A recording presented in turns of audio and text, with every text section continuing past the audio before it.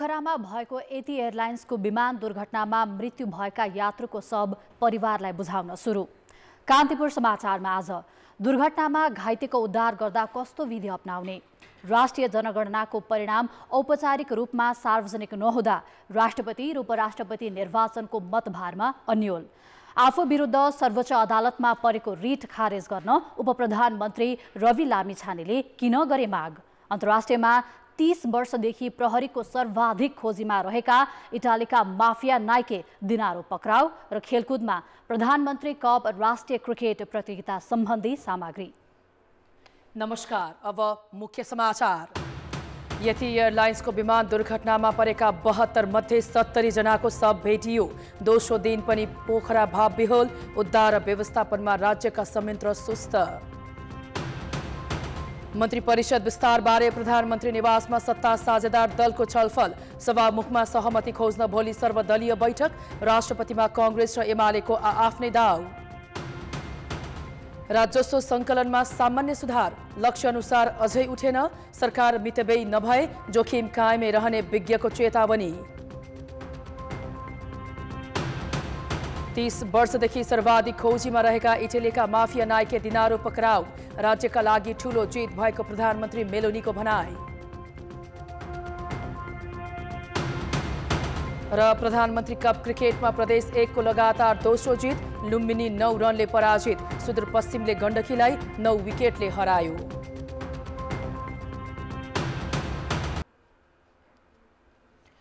पोखरामा हिजो भएको यति एयरलाइन्सको विमान दुर्घटनामा परेका मध्ये 70 जनाको शव भेटिएको छ। विमानमा 72 जना सवार भएका मध्ये 2 जनाको भने अझै खोजी जारी छ। कास्की प्रहरी प्रमुख अजय केसीले 21 जनाको पहिचान खुलिसकेको र 1 जनाको शव आफन्तलाई बुझाइएको जानकारी दिएका छन्। पोखरा 13 मियापाटनका सदाकत अली मियाको शव परिवारलाई बुझाइएको छ। 21 जनाको पोस्टमार्टम पोखरामा हुने र बाँकी 49 जनाको शव भोलि बिहानै काठमाडौँ पठाइने प्रहरीले जनाएको छ। शव लिन नेपाली सेनाको हेलिकप्टर पोखरा पुगेको छ। यसअघि विमान दुर्घटनाको कारण पत्ता लगाउन महत्त्वपूर्ण मानिने ब्ल्याक बक्स आज भेटिएको नेपाल नागरिक उड्डयन प्राधिकरणले जनाएको छ। ब्ल्याक बक्समा फ्लाइट राडर तथा ककपिट भोइस रेकर्ड हुन्छ। काठमाडौँबाट 68 यात्रु र 4 जना चालक दलका 4 सदस्य सहित उडेको विमान हिजो बिहान 10:50 सेती नदीको खोजमा खसेको थियो। विमानमा 53 नेपाली तथा 5 भारतीय सहित 15 विदेशी नागरिक सवार थिए। नेपालमा 72 यात्रु क्षमताको एटीआर विमान दुर्घटना भएको यो पहिलो घटना हो। पोखरा अन्तर्राष्ट्रिय विमानस्थलमा अवतरण गर्न खोज्दा नयाँ र पुरानो विमानस्थल बीचको बस्ती नजिकै सेती नदी खोजमा जहाज दुर्घटनामा परेको थियो। यसैबीच नेपाल नागरिक उड्डयन प्राधिकरणले विज्ञप्ति जारी गर्दै यति एयरलाइन्सको दुर्घटनापछि प्राधिकरणका उडान सुरक्षा निरीक्षकहरूबाट नेपालमा सञ्चालित सम्पूर्ण एटीआर 42 तथा एटीआर 72 वायुयानहरूको थप विस्तृत प्राविधिक परीक्षण गर्ने कार्य सम्पन्न भएको र त्यस क्रममा कुनै त्रुटि फेला नपरेको जनाएको छ। कुनै पनि किसिमको सवारी दुर्घटना होस् या प्राकृतिक विपत्ति, यस्ता घटनाबाट पीडित तथा घाइतेहरूको कसरी उद्धार गर्ने, घटनास्थलमा कस्ता विधि अपनाउने र कसरी अस्पतालसम्म पुर्याउने जस्ता कुरा जो कोहीलाई थाहा नहुन सक्छ र उद्धारको तालिम समेत अधिकांशले लिएका हुँदैनन्। घटना लगत्तै घाइतेलाई तत्कालै पानी खुवाउने, होसमा ल्याउन छाती थिच्ने, शरीरको चोट ख्याल नगरी बोक्ने गरिन्छ। तर सही विधि नअपनाउँदा बिरामी झनै गम्भीर हुन सक्छन्। उद्धारका बेला के गर्नुहुन्छ, के गर्नु हुँदैन, सहकर्मी कृपाल गौतमले राष्ट्रिय ट्रमा सेन्टरका प्रमुख डाक्टर रुद्र प्रसाद मरासिनीसँग कुरा गरेका छन्। प्रहरीलाई इन्फर्म गर्ने पहिलो स्टेप, दोस्रो स्टेपमा चाहिँ सेफ्टी मेजर र तेस्रो स्टेपमा चाहिँ कल फर हेल्प, अनि त्यसपछि बल्ल हामीले चाहिँ इफेक्टिभ रेस्क्यु गर्न जाने हो। र रेस्क्यु गर्दाखेरि चाहिँ हाम्रोमा कस्तो छ भने हाम्रोमा धेरै सबै आम पब्लिकलाई ट्रेनिङ दिएको अवस्था छैन र विकसित मुलुकहरूमा चाहिँ बेसिक लाइफ सपोर्टको ट्रेनिङ दिएको हुन्छ। उसको श्वास प्रश्वास कसरी हेर्ने, रक्त सञ्चार कसरी हेर्ने, फ्र्याक्चर भएको छ भने उसलाई कसरी ट्रान्सपोर्ट गर्ने भन्ने कुरा बेसिक लाइफ सपोर्टको ट्रेनिङ दिएको छ भने तपाईँ रेस्क्यु गर्नको लागि इलिजिबल पर्सन हो। होइन भने जथाभावी चाहिँ गएर चाहिँ सिनबाट निकाल्ने भन्ने कुरा त्यति जस्टिफाइड हुँदैन, त्यो त्यति राम्रो कुरा मानिँदैन, किनभने त्यसले चाहिँ बढी हार्म गर्न सक्छ घाइतेलाई। कहीँ आगलागी भइरहेको छ भने यतिमा यो आगलागी भएको ठाउँमा आगोले पोलेर मात्रै मान्छे मर्ने होइन, इनहेलेसन इन्जुरी भन्छौँ हामी होइन। तातो बाफ तातो धुवाँ भित्र छिरेर श्वास प्रश्वासको नली बन्द भएर पनि हुनसक्छ होइन। र कहीँ दुर्घटना हुँदाखेरि श्वास नली बन्द भएर मुखमा चाहिँ कुनै फोरेन बडीहरू होइन फोहोर पदार्थहरू मुखभित्र पसेर श्वास नली बन्द भएर पनि हुनसक्छ। एबिसी भन्छौँ हामी होइन, एयरवे ब्रिदिङ सर्कुलेसन होइन। तिनवटा कुरा हेर्ने, श्वास प्रश्वास फेर्न सकेको छैन, उसले चाहिँ तपाईँको चाहिँ श्वास प्रश्वास आएको छैन, पल्स छैन भने उसलाई तुरुन्तै अस्पताल लाने हो। र जहाँसम्म चाहिँ सिपिआर दिने कुरा छ, सिपिआर दिने भनेको ट्रेन पर्सन छ भने सिपिआर दिन सक्छ, ट्रेन पर्सन छैन भने जबरजस्ती छाती थिच्ने मुखबाट फुक्ने कुरा पनि हामी रिकमेन्ड गर्दैनौँ, त्यसले पनि झन् बढी बेफाइदा गर्न सक्छ। र त्यो बाहेक अरू चाहिँ रोड ट्राफिक एक्सिडेन्टको दुर्घटनामा चाहिँ घाइते छ भने पहिलो काम त प्रहरीलाई इन्फर्म गर्ने हो। र दोस्रो कुरामा चाहिँ चोट लागेको भागलाई चोट लाग्दा भन्दा बढी क्षति हुन नदिने गरी त्यसलाई सम्बन्धित स्वास्थ्य केन्द्रसँग पुर्याउने गरी व्यवस्थापन मिलाउने हो। र त्यो भनेको कस्तो भने टाउकोमा चोट लागेको छ भने हेलमेट निकाल्दाखेरि घाँटी बटार्नु भएन, जथाभावी घाँटी बटारिदियो भने के हुन्छ, उसको हातखुट्टा नचल्ने हुनसक्छ, मेरुदण्डको नसा च्यापिन सक्छ। मेरुदण्डमा चोट छ भने उसलाई गुजुल्टो पारेर यसरी चाहिँ भकुण्डो हाम्रो कपडामा चाहिँ गुजुल्टो पारेर लानु भएन।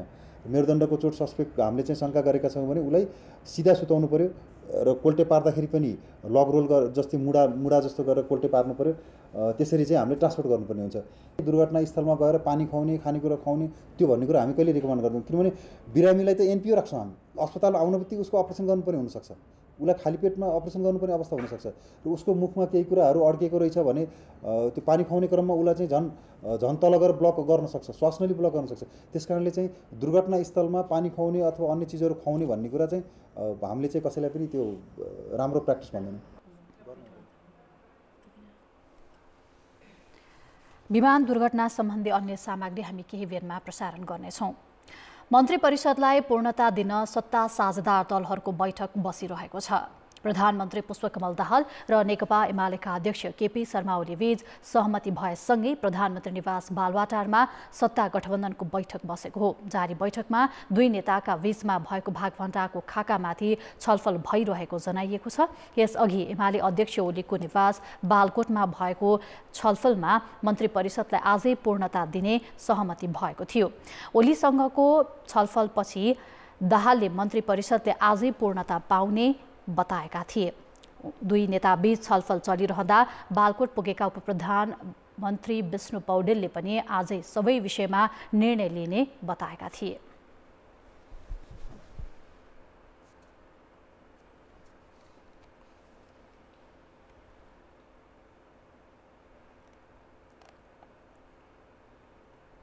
आजै 5 बजे उच्चस्तरीय राजनीतिक संयन्त्रको बैठक बस्दैछ।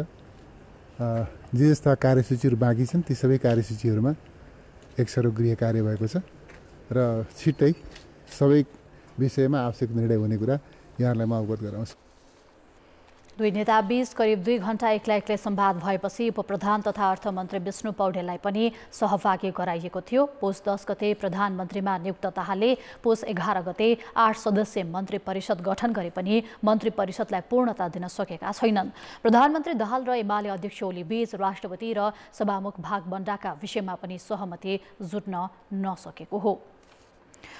यसैबीच बालवाटारबाट हाम्रा सहकर्मी अवतार राई हाम्रो प्रत्यक्ष सम्पर्कमा छन्। अवतार, सत्ता साझेदार दलको बैठक बसिरहेको छ, थप जानकारी के छ? रुबिनाजी, 5:30 देखि बसिरहेको सत्ता साझेदार दलका शीर्ष नेताहरूको बैठक अहिले पनि जारी छ। खास गरी यसभन्दा अगाडि प्रधानमन्त्री पुष्पकमल दाहाल र नेकपा एमालेका अध्यक्ष केपी शर्मा ओली बीच एमाले अध्यक्ष निवास बालकोटमा भएको झन्डै 5 घण्टा लामो छलफलपछि जुन एउटा खाका बनेको थियो, त्यही खाकाको आधारमा अहिले सत्ता साझेदार दलका शीर्ष नेताहरू जुन बसिरहेका छन् उनीहरू सहमतिमा पुग्न सकिरहेका छैनन् भन्ने बुझ्न सकिन्छ, किनकि अहिलेसम्म बैठक सकिएको छैन। खास गरी अघि बैठक दुई नेता बीच जुन छलफल भयो त्यस छलफल पश्चात प्रधानमन्त्री पुष्पकमल दाहाल बालकोटबाट निक्लिने क्रममा जसरी प्रतिक्रिया दिनुभएको थियो, आज साँझसम्म मन्त्री परिषद विस्तार हुने र अन्य शक्ति बाँडफाँडको विषय पनि टुङ्गो लगाउने भन्ने जुन खालको एउटा प्रतिक्रिया दिएका थिए, त्यस लगतै जब 5 बजे बैठक सत्ता साझेदार दलको बैठक बोलाइयो र झन्डै 2.5 घण्टादेखि यो बैठक बसिरहेको छ। खास गरी अहिले प्रधानमन्त्री पुष्पकमल दाहालले विश्वासको मत चाहिँ प्राप्त गरिसके पछाडि अन्य सबै साना दलहरू घटक दलहरूलाई पनि सहभागी गराएर मन्त्री परिषद विस्तार गर्ने तयारी छ। यसका निमित्त अन्य साना दलहरूले पनि कतिपय शर्तहरू अगाडि सारेका छन्, जसका कारण मन्त्री परिषद विस्तार गर्न अर्थात् मन्त्रालयको भागबण्डा गर्नदेखि लिएर अन्य शक्ति बाँडफाँडमा पनि यसले प्रत्यक्ष असर गरेको छ। यही विषयले पेचिलो बन्दै जाँदाखेरि अहिले बसिरहेको सत्ता साझेदार दलको यो बैठक पनि लम्बिरहेको बुझ्न सकिन्छ। रुबिनाजी, अवतार, अब बैठक कति समयसम्म लम्बेला केही भन्न सकिन्छ? खास गरी आज जसरी यो बैठक बस्नुभन्दा अगाडि दुई नेताबीच एउटा खालको खाका तयार भएको थियो। मन्त्री परिषद विस्तारदेखि अन्य शक्ति बाँडफाँडको विषयमा पनि एउटा खाका बनेको भनिएको थियो। तर अन्य घटक दलहरूले यसमा अलिकति अन्य शर्तहरू अघि सार्दाखेरि यो बैठक लम्बिरहेको छ। यति नै भन्न सकिने अवस्था त अहिले छैन। बैठकभित्र के भइरहेको छ भन्ने कुरा पनि अहिले बाहिर हामीसँग आइपुगेको छैन। यसर्थ त्यहाँभित्र भइरहेको कुराहरू के भइरहेको छ भन्ने कुरा चाहिँ केही बेर पछाडि बैठक सकिए पछाडि नै भन्न सकिने अवस्था छ। रुबिनाजी, भोलि सर्वदलीय बैठक आह्वान गरिने पनि भनिएको छ, यसबारेमा केही जानकारी छ? यसभन्दा अगाडि नै शनिबार जसरी सम्पादकहरूसँगको छलफलका क्रममा प्रधानमन्त्री पुष्पकमल दाहालले आइतबारसम्म साँझसम्म मन्त्री परिषद विस्तार गर्ने र 3 गते अर्थात् भनौँ भोलि सर्वदलीय बैठकको बसेर चाहिँ विभिन्न विषयमा छलफल गर्ने भन्ने थियो। आज पनि अघि बैठक दुई नेता बीचको छलफल पछाडि नै भोलि संसदमा कायम रहेका दलहरूको एउटा खालको बैठक बस्ने र त्यसले विभिन्न विषयमा छलफल गर्ने भनिएको छ। भोलि सायदै बैठक सबै संसदमा कायम दलहरूसँग छलफल गरेर खास गरेर राष्ट्रपतिदेखि अन्य विषयहरूमा पनि चाहिँ छलफल गरेर यसको विषयमा सबै दलहरूसँग परामर्श लिएर अघि बढ्ने बाँडफाँडको पनि टुङ्गोमा पुग्ने भन्ने विषय छ। यसर्थ भोलि चाहिँ सर्वदलीय बैठक बस्ने विषय चाहिँ टुङ्गोमै पुगेको छ। कतिखेर भन्ने कुरा चाहिँ सायदै आजको यो सत्ता साझेदार दलको बैठक सम्पन्न पश्चात एउटा टुङ्गोमा पुगिएला। हस् अवतार, जानकारीका लागि धन्यवाद। उनी थिए बालुवाटारबाट सहकर्मी अवतार राई। मन्त्री परिषद विस्तारबारे प्रधानमन्त्री निवासमा सत्ता साझेदार दलको बैठक अझै पनि जारी छ। यति एयरलाइन्सको विमान दुर्घटनापछि देश नै शोकमा छ। दुर्घटनामा ज्यान गुमाएका 72 जना मध्ये 21 जनाको पहिचान खुलेको छ भने 1 जनाको शव परिवारलाई बुझाइएको छ। सङ्कलित शव पोखरा स्थित पश्चिमाञ्चल क्षेत्रीय अस्पतालमा राखिएको छ। आफ्ना सदस्यको शव पहिचान गर्न अस्पतालमा पुगेका मृतकका परिवारका सदस्य विक्षिप्त अवस्थामा छन्। पोखरा महानगरपालिका 22 पुङदीभुङदीका 61 वर्षीय देवकाजी गुरुङ आइतबार बिहान पोखरा क्षेत्रीय अन्तर्राष्ट्रिय विमानस्थलमा छोराको पर्खाइमा थिए। हङकङबाट 5 वर्षपछि फर्केका उनका छोरासँग भेट भएन। 35 वर्षीय छोरा रक्की सवार विमान सेती नदीको खोजमा खस्यो। उनी सोमबार दिनभर छोरा होइन सबको पर्खाइमा अस्पतालमा बसे। छुट्टीमा हङकङ लाउरे हो। हङकङको आइडी होला। त्यो हङकङ आइडी होला। भनेपछि छुट्टीमा काठमाडौँबाट यता ल्याउनु हो कि सिधै हङकङबाट? हङकङबाट आएर अनि काठमाडौँ झरेर काठमाडौँबाट फेरि पोखरा आउन लाग्यो। कति वर्ष हुनुहुन्थ्यो? 37 वर्ष। 37 वर्ष। अनि यताउता के घर के विवाह यताउता त्यस्तो भयो? विवाह भएको एउटा छोरी छ 8 वर्ष। अनि आमा नि छोरीको आमा? छोरीको आमा छ। पोखरा स्थित पश्चिमाञ्चल क्षेत्रीय अस्पतालमा यति बेला विमान दुर्घटनामा जीवन गुमाएकाहरूका आफन्तको भिडभाड छ। अस्पताल परिसर मृतकका आफन्त, उद्धारकर्मी, सुरक्षाकर्मी र सञ्चारकर्मीले भरिएको छ। विमान दुर्घटनामा प्रत्यक्ष देखेकाहरू आङ श्रृङ्ग पार्दै घटना सम्झिरहेका छन्। राउन्ड गर्न लाग्यो कि होइन कस्तो गरेर चलाछ यो प्लेन भनेर भन्नुभयो। यसो गरेर माथि हेर्दाखेरि चाहिँ पुरै यसो ढल्किने उत्तानै पर्ला जस्तो त्यस्तो भइरहेको थियो। हेर्दा हेर्दा डाइरेक्ट यस्तो भएर गएर पुरा पछाडि उहाँ गएर ठोक्यो। बहिनीको 9:10 फ्लाइट थियो, तर फ्लाइट डिले भएर 10:28 मा दाइ हामी चढेँ भने मेसेज मसँग मोबाइलमा छ अझै म पिकअप गर्नलाई म ठ्याक्कै एयरपोर्टमा पुगेको थिएँ पुगेर म गाडी पार्किङ गरेर झर्न के पाउँथेँ मलाई एयरलाइन्सको फोन आयो र दाइ प्लेन क्र्यास भयो भनेर म त्यही नै गाडी रोकेर त्यही एयरलाइन्स भाइसँग दौडादौ म वहाँ गएँ 10 बजेतिर चाहिँ म अब भान्जाहरू दिदीबहिनी सबै सङ्क्रान्ति सबै आउनुहुन्छ भनेर घरमा चाहिँ मैले चाहिँ उहाँलाई स्वागत गर्ने चाहिँ गरेर बस्दै गरे बेला मिडिया हेरेर अनलाइन हेरेर अरूले त्यही खबर दिए मैले त हेर्ने चलन थिएन पछि म अरूले खबर दिएर थाहा पाएँ अस्पताल परिसरमा समवेदना दिन पुगेका जनप्रतिनिधिले दुर्घटनाबारे तत्काल सत्य तथ्य छानबिन गर्न माग गरेका छन् राज्यले यो घटनाको तत्काल छानबिन गरोस् र मृतकहरू का आफन्तहरूलाई मलम लगाउने काम गरोस् छिटोभन्दा छिटो यो प्रक्रिया पुरा गरेर यो अन्त्येष्टिको वातावरण छिटो बनाउन आवश्यक छ सोमबार दिनभर सुरक्षाकर्मी घटनास्थलमै खोजी र उद्धारमा खटिए सेती नदी किनारमा उद्धार कार्य हेर्नेहरूको भिड पनि उस्तै थियो तर सबैको मुहार मलिन थियो कान्तिपुर समाचारका लागि पोखरा सहकर्मी भूपाल गुरुङका साथमा प्रताप राणा मगर पोखरा सामान्यतः विपद र दुर्घटना अकल्पनीय र मानव नियन्त्रण बाहिर हुन्छ तर विपद पछिको उद्धार र व्यवस्थापनमा राज्यका संयन्त्र कति प्रभावकारी छन् भन्ने महत्त्वपूर्ण पक्ष हो पोखरामा भएको विमान दुर्घटनाले नेपालको हवाई सुरक्षा मात्रै होइन त्यसपछिको उद्धारमा समेत कमजोरी देखिएको छ आइतबार पोखरा क्षेत्रीय अन्तर्राष्ट्रिय विमानस्थलमा अवतरण हुन करिब 25 सेकेन्ड मात्रै बाँकी हुँदा यति एयरलाइन्सको जहाज सेती नदीको खोजमा खस्यो भर्खरै उद्घाटन भएको अन्तर्राष्ट्रिय विमानस्थलको आडैमा दुर्घटना हुँदा पनि कसैलाई बचाउन सकिएन घटनास्थल खोजमा भएकैले कसैको जीवन बचाउन नसकिएको हो कि अरू पनि कमजोरी थिए त्यो पछि खुल्ला तर विमानस्थल नजिकै भएको दुर्घटनामा जहाजमा आगो दन्किरहँदा पनि समयमा पानी हाल्ने गतिलो संयन्त्रसम्म थिएन यो पहिलो घटना होइन गत जेठ 25 गते मुस्ताङको जोमसोममा तारा एयरको ट्विनेटर खस्यो मौसमको कारण देखाउँदै समयमै उद्धार टोली पुग्न नसक्दा 22 जनाको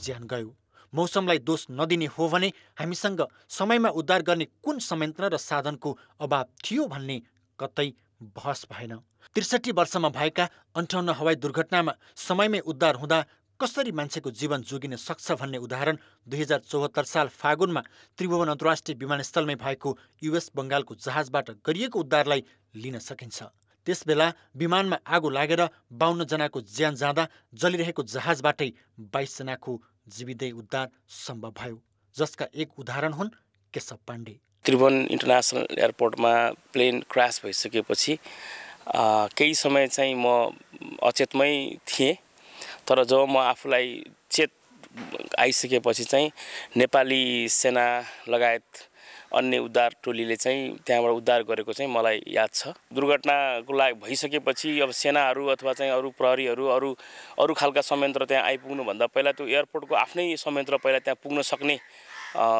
परिस्थिति चाहिँ हुनुपर्छ त्यसकारणले खास गरी हाम्रो देशमा हुने विभिन्न खालका दुर्घटनाहरू खास गरी एयरपोर्टका छेउछाउमा हुने सहरको छेउमा हुने दुर्घटनामा चाहिँ तत्काल उद्धारको चाहिँ एउटा टोली इन्स्टेन्ट चाहिँ रेडी हुनुपर्ने चाहिँ मलाई महसुस भएको छ हवाई दुर्घटनापछि परिचालन गरिने उद्धार समन्वय केन्द्र नभएको होइन तर प्रभावकारी छैन अधिकांश दुर्घटनापछि नेपाली सेनाको हेलिकप्टर जनशक्ति र अन्य सुरक्षा संयन्त्र परिचालन गरिन्छ जुन हवाई क्षेत्रको छुट्टै उद्धार संयन्त्र होइन हवाई दुर्घटनापछि आवश्यक पर्ने उपचार कक्ष सहितको हेलिकप्टर नेपालसँग छैन अहिले पठाइने हेलिकप्टरमा पनि जीवितै उद्धार गर्ने सम्भावनालाई हेरेर समयमै गृह मन्त्रालयसँग समन्वय समेत हुने गरेको छैन डिजास्टर म्यानेजमेन्टकै लागि भने डेडिकेटेड हुनु पर्यो बाहिर देशहरूमा हेर्ने भने एउटा नगरपालिकाको एउटा चाहिँ म्युनिसिपालिटीको चाहिँ 10वटा हेलिकप्टरहरू हुन्छन् उनीहरूको रेस्क्युमा चल्छ होइन फायर इन्जिन त कति हुन्छ रेस्क्यु फोर्सै त्यस्तो ठुलो हुन्छ भनेदेखि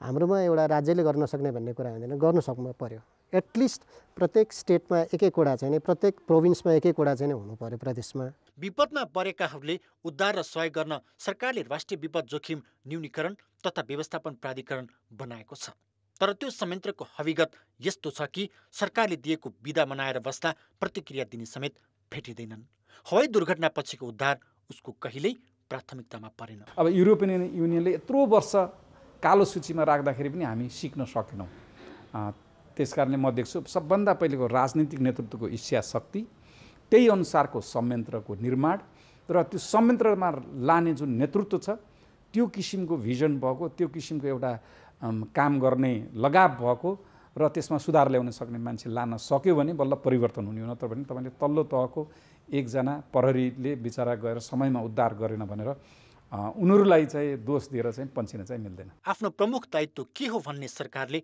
न यसअघि बुझ्यो न बुझ्ने प्रयास गर्यो। कान्तिपुर समाचारका लागि चितवनबाट राजु चौधरी र क्यामेरामा श्याम श्रेष्ठका साथमा रमेश धमला, काठमाडौँ। नेपालमा सवारी दुर्घटनामा मात्रै दैनिक औसतमा 6 जनाको मृत्यु हुने गरेको छ। बेला बेलामा हुने हवाई दुर्घटनाबाट हुने मानवीय क्षतिको आँकडा पनि ठूलो छ। बढ्दो सडक तथा हवाई दुर्घटना न्यूनीकरण गर्दै जीव धनको सुरक्षा गर्नु राज्यको दायित्व हो, तर राज्यका संयन्त्रका भने यसप्रति संवेदनशील देखिँदैनन्। सोमबार दाङमा भएको मोटरसाइकल दुर्घटनामा 2 जना युवाको मृत्यु भयो। जुम्लामा जीप दुर्घटना हुँदा 1 जनाको ज्यान गयो। नेपालमा औसत दैनिक 6 देखि 7 जनाको मृत्यु सवारी दुर्घटनामा हुने गरेको तथ्याङ्क छ। दुर्घटनाबाट दैनिक जसो हुने मानवीय क्षति कम गर्न भने राज्य संयन्त्र गम्भीर भएको पाइँदैन। दुर्घटना कम गराउने प्रयासको रूपमा न संस्थागत कुनै संस्था छन् अथवा कुनै भनौँ न यो राज्य पक्षको कुनै संस्था, न ऐन नियम कानुन छन्। विज्ञहरूका अनुसार कुनै पनि महामारीबाट भन्दा बढी मानवीय क्षति सवारी तथा हवाई दुर्घटनाबाट हुने गरेको छ। सडकमा हुने दुर्घटना त छँदैछ, हवाई दुर्घटना पनि बढ्दै जाँदा नेपालको समग्र यातायात सुरक्षामाथि नै प्रश्न उठेको छ। आन्तरिक हवाई दुर्घटनामा मात्रै नेपालमा हालसम्म 458 जनाको मृत्यु भएको तथ्याङ्क छ। नियमनकै अभावमा दुर्घटनाको क्रम बढेको विज्ञको बुझाइ छ। जहाजबुझ कमिटी जहाज एक्सिडेन्ट भएर गठन गर्ने होइन, त्यो पहिल्यै गठन गरेर एउटा पर्मानेन्ट बडी राख्नु पर्यो र पर्मानेन्ट बडीमा खालि जानेको भरमा होइन, एक्सपर्टलाई राख्नु पर्यो। एक्सपर्टले जसले त्यो काम गरेको हुनुपर्छ, त्यसमा एक्सपर्ट छ त्यसलाई राख्नु पर्यो। पर्मानेन्ट बडी पर्यटन मन्त्रालय अन्तर्गत होइन भने विश्वले पटक पटक हामीलाई चाहिँ तिमीहरूको आकाश सुरक्षित छैन, तिमीहरूको जहाज पुरानो छ भनेर जनमानसले पनि भन्छ, विश्वले पनि भन्छ। नेपाल प्रहरीका अनुसार पछिल्ला 6 वर्षमा मात्रै सवारी दुर्घटनामा 13,000 भन्दा धेरैको मृत्यु भएको छ। यान्त्रिक परीक्षण बिनै सडकमा सवारी गुडाउने र आकाशमा उड्ने जहाजको पनि पर्याप्त नियमन हुन नसकेको दुर्घटनाले नै पुष्टि गरेका छन्। नेपाली आकाश र सडकलाई थप असुरक्षित हुन नदिन सरकारवाला सबै निकायले अब ढिला गर्न हुँदैन। कान्तिपुर समाचारका लागि क्यामेरामा सञ्जय लुटेलका साथ सुमन पन्थ, काठमाडौँ। अब जनताको आवाज हामीले आज 7 प्रदेशमा सोधेका छौँ। विपद व्यवस्थापनलाई प्रभावकारी बनाउन के गर्नु पर्ला? जनताको आवाज। चुस्त दुरुस्त हाम्रो क्युआरटी टिमहरूको व्यवस्थापन हुन पर्यो। सबभन्दा पहिला त हामी पूर्व तयारी हुनुपर्छ। हाम्रा संयन्त्रको कुराहरू छन्, त्यो कुरामा ध्यान दिन पर्यो।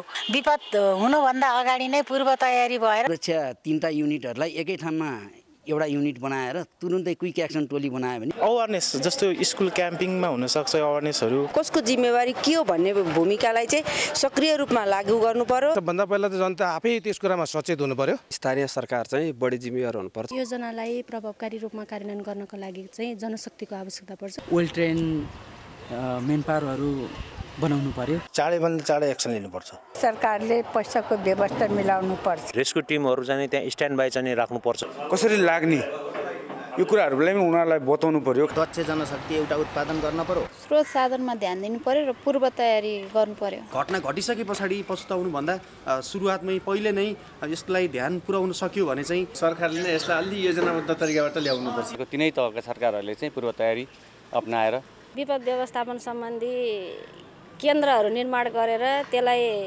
कार्यान्वयन गर्नुपर्छ। सरकारले अब यो नयाँ नयाँ नियमहरू लाउन पर्यो।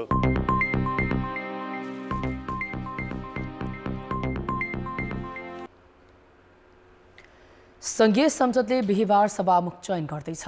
सामान्यतः सभामुखमा विवाद रहित व्यक्ति मात्र खोजिँदैन, दलहरूबीच सर्वसम्मत गर्ने प्रयास समेत गरिन्छ। तर अहिलेसम्म सभामुख कसलाई बनाउने भन्ने तय भएको छैन। त्यसैगरी राष्ट्रपति उपराष्ट्रपति कुन दलले बनाउने पनि टुङ्गो लागेको छैन। यसैका लागि छलफल गर्न प्रधानमन्त्री पुष्पकमल दाहालले भोलि अपराह्न 4 बजे सर्वदलीय बैठक बोलाएका छन्। यो बैठकमा विशेष गरी नेपाली कांग्रेस र नेकपा एमालेको भूमिका कस्तो हुन्छ भन्ने धेरैको चासो छ। पुस 10 गते प्रधानमन्त्री नियुक्त भएका पुष्पकमल दाहालले 26 गते संसदबाट विश्वासको मत लिए। 169 सदस्यको समर्थनमा प्रधानमन्त्री भएका उनले विश्वासको मत भने 268 सांसदको पाए। प्रतिपक्षी नेपाली कांग्रेसले पनि प्रधानमन्त्रीलाई विश्वासको मत दियो। अब प्रधानमन्त्री दालका सामु सबै दललाई सँगै लिएर हिँड्नुपर्ने दायित्व थपिएको छ। राष्ट्रपति, उपराष्ट्रपति, सभामुख र उपसभामुख चयन गर्दा सकेसम्म सबैलाई समेट्ने मनसाय प्रधानमन्त्रीको देखिन्छ। त्यसका लागि उनले मङ्गलबारका लागि सर्वदलीय बैठक बोलाएका हुन्। भोलि चाहिँ सबै विश्वासको मत दिने पार्टीहरूको नेताहरूको बैठक छ भोलि थाहा। प्रधानमन्त्री दालले सर्वदलीय बैठकमा हुने छलफलका एजेन्डा सार्वजनिक त गरेका छैनन्, तर सभामुख, उपसभामुखको निर्वाचन र राष्ट्रपति चयन लगायतका विषयमा राय बुझ्ने सम्भावना छ। विशेष गरी कांग्रेसले अपेक्षा गरेको राष्ट्रपतिका विषयमा अरू दलको धारणा के हुन्छ भन्ने बुझ्ने प्रयास प्रधानमन्त्रीको हुने देखिन्छ। अनि उहाँले यसरी यो संसदको सबै दलको सल्लाहमै निर्णय गर्ने भन्नुभएको छ। कांग्रेसको पनि दृष्टिकोणलाई महत्त्वका साथ हामी लिन्छौँ र त्यो अनुसार निर्णय गर्छौँ भन्ने नै उहाँको हामीले बुझेको आशय त्यो हो। त्यो अनुसार भोलि हुन्छ हुँदैन अब त्यो त हेर्ने बाँकी छ, परीक्षणको कुरा। सत्ता गठबन्धनको ठूलो दल नेकपा एमाले भने कांग्रेसको सक्रियताले सशंकित छ। माओवादी केन्द्र र कांग्रेसको निकटताले कतै प्रधानमन्त्री र सभामुख गुमाउनु पर्ने त होइन भन्ने भए एमालेमा छ। कांग्रेसको त यो सिनबाट आउट भइसक्यो त। कांग्रेस विपक्षमा छ। कांग्रेस हाम्रो प्रधानमन्त्रीलाई विश्वासको मत दिएर विपक्षमा बस्छु भनेर भनेको छ, त्यही नै गर्नु पर्यो नि उसले। त्यसमा त हामीले कुनै साझेदारी गर्नु परेन नि। लेनादेनाको कुरा छैन नि यहाँनिर। पदको लेनादेनाको कुरा होइन होइन। सत्ता समीकरणको कुराको सन्दर्भमा अहिले 7 दलीय समीकरण छ। त्यो 7 दलले गरेको निर्णय अनुसार सबै कुरा अगाडि जान्छ। त्यसमा कांग्रेस बिचमा आउँदैन। प्रधानमन्त्री दालको चाहना सबै दललाई विश्वासमा लिएर अघि बढ्ने देखिन्छ, तर सबैलाई चित्त बुझाउन भने उनका लागि चुनौती नै छ। कान्तिपुर समाचारका लागि क्यामेरामा पशुपति बुढाथोकीका साथ प्रकाश बम, काठमाडौँ।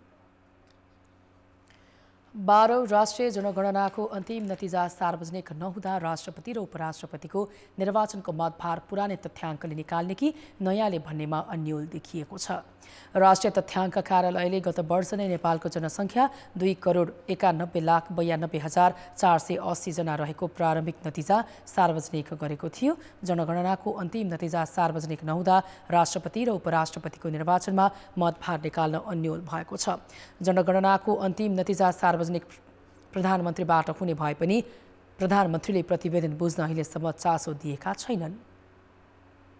विगतको अभ्यास पनि प्रधानमन्त्रीज्यूबाटै राष्ट्रिय स्तरको प्रतिवेदन चाहिँ पहिलो पटक चाहिँ सार्वजनिक गर्ने हाम्रो एउटा उद्देश्य भएको कारणले सम्म भएसम्म प्रधानमन्त्रीज्यूको समय लिने र प्रतिवेदन सार्वजनिक गर्ने हाम्रो हो।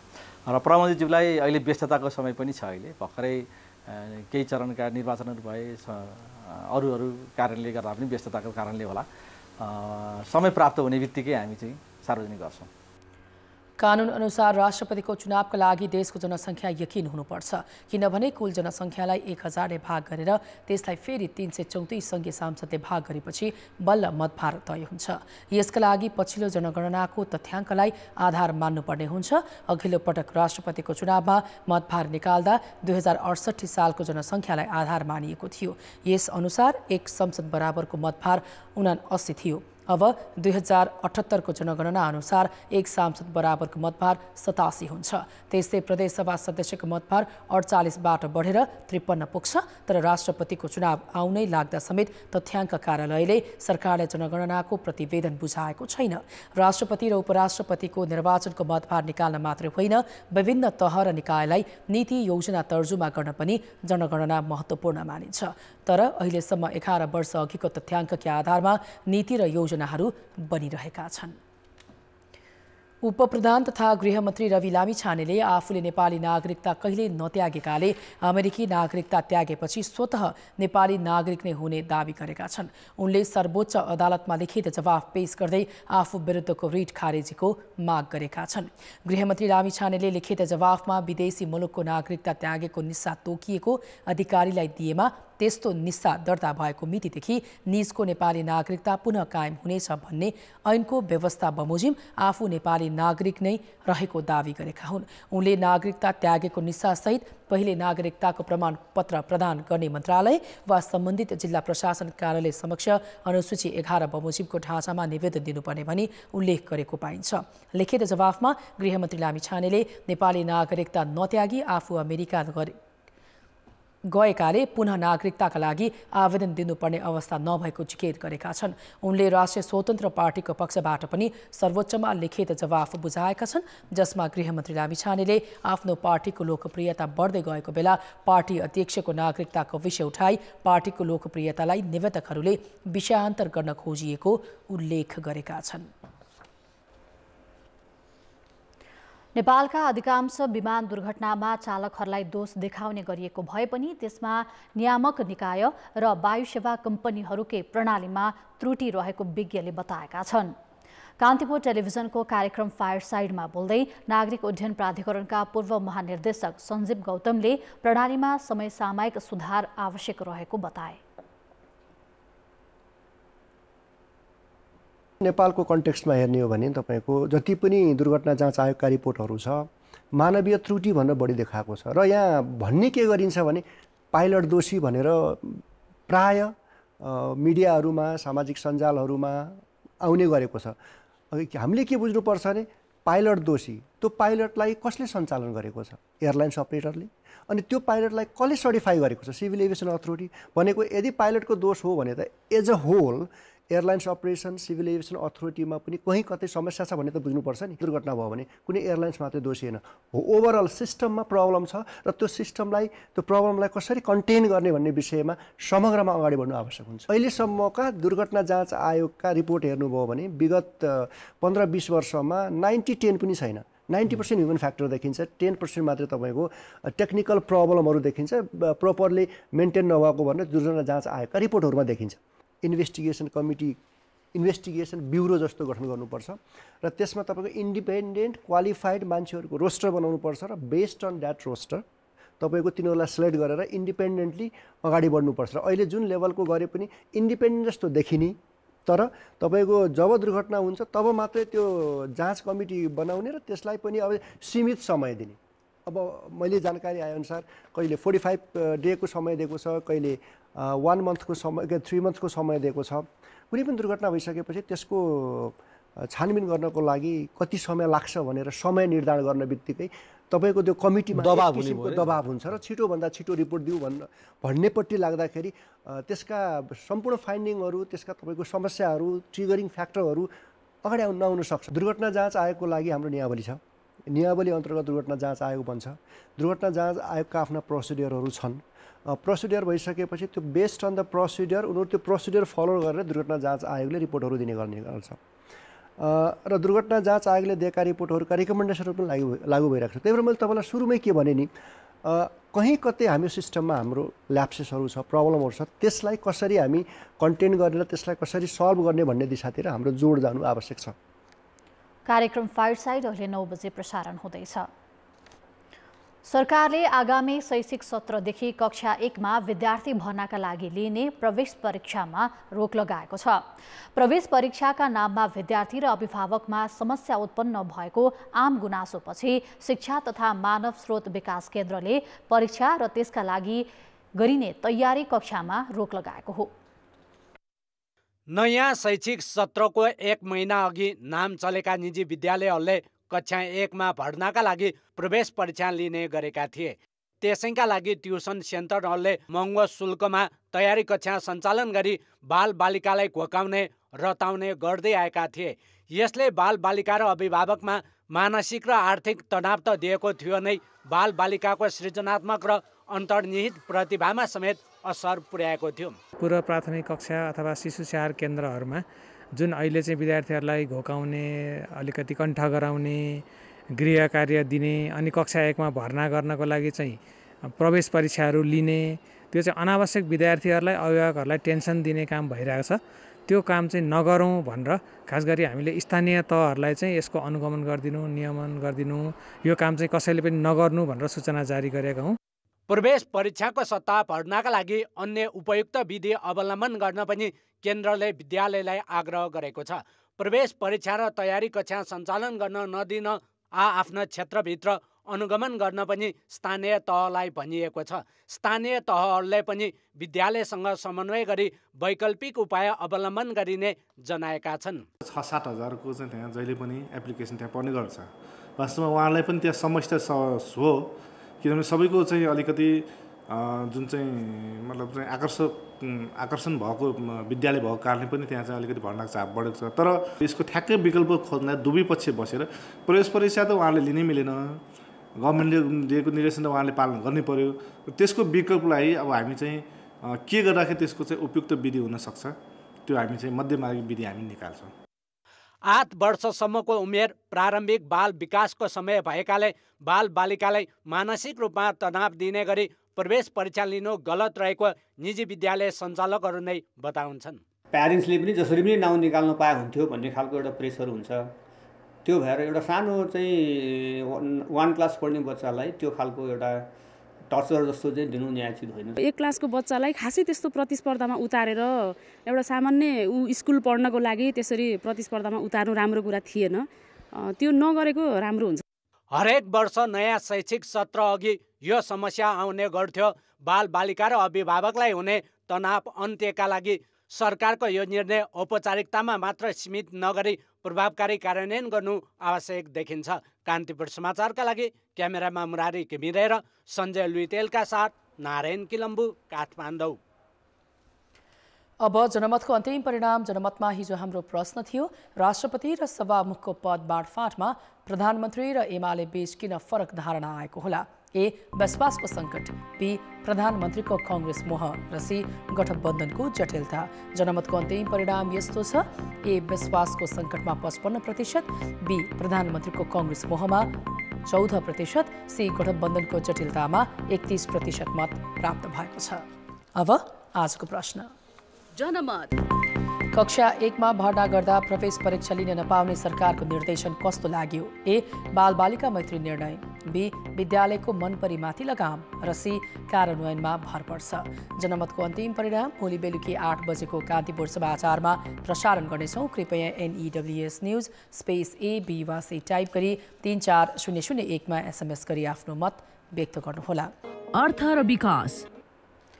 3 महिनादेखि राजस्वभन्दा चालु खर्च बढी हुँदै आएकोमा पुसमा आएर सामान्य सुधार देखिएको छ। अर्थात् राजस्वले कर्मचारीको तलब, भत्ता र सामाजिक सुरक्षामा जाने रकम धान्ने अवस्था बनेको हो। अर्थ मन्त्रालयका अनुसार पुस मसान्तसम्म 4 खर्ब 59 अर्ब राजस्व उठेकोमा चालु खर्च 4 खर्ब 55 अर्ब भएको छ। अर्थात् 4 अर्ब हाराहारीमा खर्चभन्दा राजस्व बढी छ। तर यस्तो खर्च राजस्वभन्दा गत मङ्सिरमा 28 अर्ब कम उठेको थियो। राजस्वमा सामान्य सुधार आए पनि खर्चमा सरकार मितव्ययी नभए जोखिम कायमै रहेको विज्ञले बताउँछन्। त्यो मौजदातबाटै हामीले 46 अर्ब फेरि खर्च गरिसक्यौँ। चुनाव पनि भयो। यो बेला त हामीले 6 महिनामा 460 अर्ब राजस्व उठाउँछौँ भने अल टुगेदर 950 अर्ब राजस्व उठायौँ भने पनि हामीलाई चालु खर्चलाई त नपुग्ने देखिन्छ। यो चाहिँ जोखिमपूर्ण अवस्था यसले चाहिँ देखिन्छ। असोजदेखि राजस्व अर्थात् आम्दानीभन्दा चालु खर्च बढी भएपछि गत वर्षको सञ्चितबाट कर्मचारीको तलब, भत्ता, वृद्ध भत्ता लगायतका सामाजिक सुरक्षा भत्ता बाँड्नुपर्ने स्थिति आएको थियो। पुसको अन्त्यमा आएर भने आम्दानीले चालु खर्च धानेको छ। पुस मसान्तसम्ममा व्यापार व्यवसाय गर्नेले 40% आयकर बुझाउनुपर्छ। धेरैले आयकर बुझाएकाले राजस्वमा सुधार आएको हो। आन्तरिक राजस्व विभागले गत वर्ष पुस मसान्तसम्म 70 अर्ब 18 करोड उठाएकोमा यो वर्षको सोही अवधिमा 81 अर्ब 9 करोड उठाएको छ। यद्यपि सरकारको राजस्व गत वर्षको यही अवधिमा 5 खर्ब 42 अर्ब अर्थात् लक्ष्यको तुलनामा 45% उठेकोमा यो वर्षको सोही अवधिमा 4 खर्ब 59 अर्ब अर्थात् लक्ष्यको 32% मात्रै रकम उठेको छ। यो सँगै सरकारले लक्ष्य अनुसार राजस्व सङ्कलन गर्न सकेको छैन। भन्सार नाकामा चोरी निकासी नियन्त्रण गर्न नसक्दा र राजस्व चुहावट नियन्त्रण गर्ने संयन्त्रहरू निष्प्रभावी हुँदा त्यसको असर राजस्वमा परिरहेको छ। खेलकुद समाचार। कान्तिपुर खेलकुद समाचारमा स्वागत छ। प्रदेश एकले सुनसरीमा जारी प्रधानमन्त्री कप राष्ट्रिय क्रिकेट प्रतियोगितामा लगातार दोस्रो जित हात पारेको छ। आज भएको खेलमा प्रदेश एकले लुम्बिनी प्रदेशलाई 9 रनले पराजित गरेको हो। इटहरी स्थित जनता क्रिकेट पार्कमा टस जितेर ब्याटिङ रोजेको प्रदेश एकले निर्धारित 9 ओभरमा 4 विकेट गुमाएर 59 रन बनाएको थियो। हुस्सोका कारण खेल ढिला सुरु भएपछि 20 ओभरको खेल 9 ओभरमा झारिएको हो। कप्तान रुबिना छेत्रीले 17, काजल श्रेष्ठले 21 र अवसरी बेगमले 12 रन बनाए। कृतिका मरासिनी, सरस्वती पुन र विवासना बिसीले 1-1 विकेट लिए। जवाफमा लुम्बिनीले 9 ओभरमा 7 विकेटको क्षतिमा 50 रन मात्र बनाउन सक्यो। लक्ष्मी चौधरीले 31 रन बनाए पनि बाँकी खेलाडीले जिम्मेवारीपूर्ण ब्याटिङ गर्न नसक्दा लुम्बिनी हार बेहोर्न बाध्य भयो। कप्तान सरस्वती जीएम सहित बाँकी ब्याटरले दोहोरो रन छुन सकेनन्। प्रदेश एकी सङ्गीता राईले 2 ओभरमा मात्र 4 रन खर्चिएर 3 विकेट लिएपछि लुम्बिनीको इनिङ्स कमजोर बनेको थियो। शबनम राई, ज्योति दनवार र रुबिनाले 1-1 विकेट बाँडे। समूह बीमा रहेको प्रदेश एकले 2 खेलबाट 4 अङ्क जोडेको छ। लुम्बिनीको 2 खेलबाट 2 अङ्क छ। प्रधानमन्त्री कप राष्ट्रिय क्रिकेट प्रतियोगिताकै अर्को खेलमा सुदूरपश्चिम प्रदेशले गण्डकीलाई 9 विकेटले हरायो। सुदूरपश्चिमको यो लगातार दोस्रो जित हो। इटहरीको जनता क्रिकेट पार्कमा टस जितेर पहिले ब्याटिङ गरेको गण्डकीले निर्धारित 20 ओभरमा 9 विकेट गुमाएर 60 रन बनायो। सीमा केसीले सर्वाधिक 13 रन बनाइन्। बाँकी कुनै पनि ब्याटरले दोहोरो अङ्कको स्कोर बनाउन सकेनन्। मनिषा चौधरीले 4 विकेट लिइन्। 4 ओभर बलिङ गर्दा 1 मेडन राखेकी उनले 14 रन खर्चेकी थिइन्। ईश्वरी विष्ट र स्नेहा महराले 1-1 विकेट हात पारे। 61 रनको लक्ष्य सुदूरपश्चिमले 11 ओभरमा मात्र 1 विकेटको क्षतिमा भेट्टायो। यशोदा विष्ट 2 रनमा आउट भइन्। कप्तान बिन्दु रावल र शोभा रोकायाले अविजित रहँदै जित दिलाए। बिन्दुले 43 बलमा 8 चौकासहित 46 रन जोडिन्। शोभाले 8 रन बनाइन्। निरा गुप्ताले 1 मात्र विकेट हात पारिन्। 2 खेलमा 4 अङ्क बनाएको सुदूरपश्चिम समूह 1 को दोस्रो स्थानमा छ। समान अङ्क भएको एपीएफ शीर्ष स्थानमा छ। यो समूहमा मधेस र कर्णाली भने अङ्कविहीन छन्। प्रतियोगितामा भोलि कर्णाली प्रदेश र प्रदेश 1 तथा सुदूरपश्चिम र एपीएफ क्लब बीच खेल हुनेछ। नेकोस बागमती प्रदेश पुरुष भलिबल प्रतियोगिता आगामी बुधबार सुरु हुने भएको छ। नेपाल खेलकुद महासङ्घ बागमती प्रदेश कमिटीले माघ 4 देखि 7 गतेसम्म रामेछापमा प्रतियोगिता आयोजना गर्न लागेको हो। प्रतियोगितामा आयोजक रामेछाप, मकवानपुर, चितवन, सिन्धुपाल्चोक, काठमाडौँ सहित बागमती प्रदेशका 13 जिल्लाका टिमको सहभागिता रहनेछ। प्रतियोगिताको विजेताले 2 लाख, उपविजेताले 1 लाख र तेस्रो हुने टिमले 50,000 प्राप्त गर्नेछन्। खेलकुद समाचार अहिलेलाई यति नै। अब मौसम सम्बन्धी जानकारी।